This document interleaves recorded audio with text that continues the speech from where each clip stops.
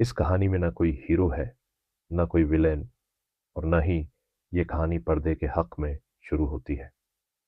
अनाया एक content writer थी, talented, ambitious, confident. वो हिजाब करती थी, लेकिन दिल से नहीं, सिर्फ इसलिए क्योंकि घर का माहौल ऐसा था। वो अक्सर कहती थी, मैं हिजाब इसलिए करती हूँ क्योंकि मैं अपने घर वालों से और बहस नहीं करना चाहती।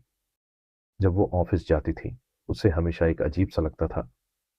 उसके आसपास की लड़कियां, खुले बाल, शॉर्ट ड्रेसेस, हील्स, बोल्ड। वो खुद को आईने में देखती और सोचती थी, मैं भी ऐसी ही लगना चाहती हूँ। उसे हिजाब बुरा नहीं लगता था, बस थोड़ा रिस्ट्रिक्टिव लगता था। ब्रेक टाइम में जब सब सेल्फी ले रही होती, वो साइड में खड़ी रहती। दिल ही दिल में एक बात थी जो वो किसी से नहीं कहती थी, मुझे भी ये सब पसंद है। ऑफिस में अनाया को एक फॉरेन स्टार्टअप से ऑफर मिलता है। सैलरी 3 गुना थी। अनाया ने हाँ कर दी। वहां किसी ने उससे हिजाब छोड़ने को नहीं कहा।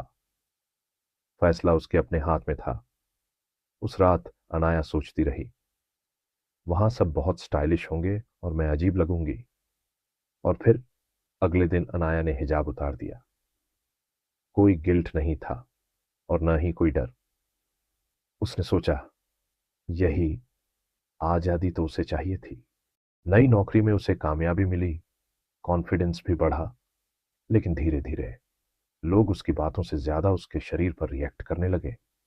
मीटिंग्स में बार बार टोका जाना, तारीफें जो काम से जुड़ी नहीं थीं, इनविटेशंस जो प्रोफेशनल नहीं थे।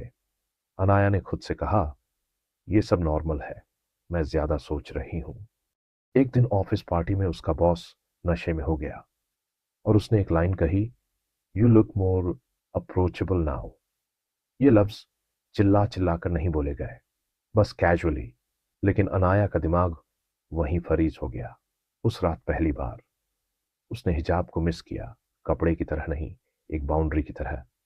उसे याद आया, जब वो हिजाब पहनती थी, प्रॉपर ड्रेसअप करती थी, तो लोग हद में रहते थे, उसकी इज्जत की जाती थी।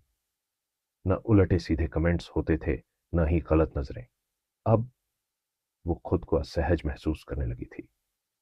हॉल में बैठे बैठे उसे एहसास हुआ, मसला कपड़ों का नहीं था, मसला नजरों का था। और उस रात पहली बार अनाया ने समझा कि हिजाब सिर्फ पहनावा नहीं होता, वो इंसान और दुनिया के बीच एक खामोश हदबंदी होता है।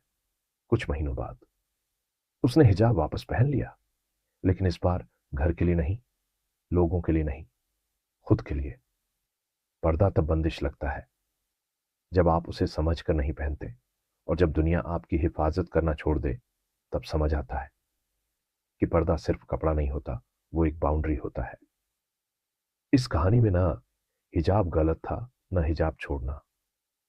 गलत सिर्फ ये था कि हमने पर्दा तब पहना जब दुनिया ने कहा, और तब उतारा जब दुनिया ने कहा। दोस्तों, कहानी अच्छी लगी हो तो चैनल को सब्सक्राइब, वीडियो को लाइक और दोस्तों रिश्तेदारों के साथ शेयर कर देना।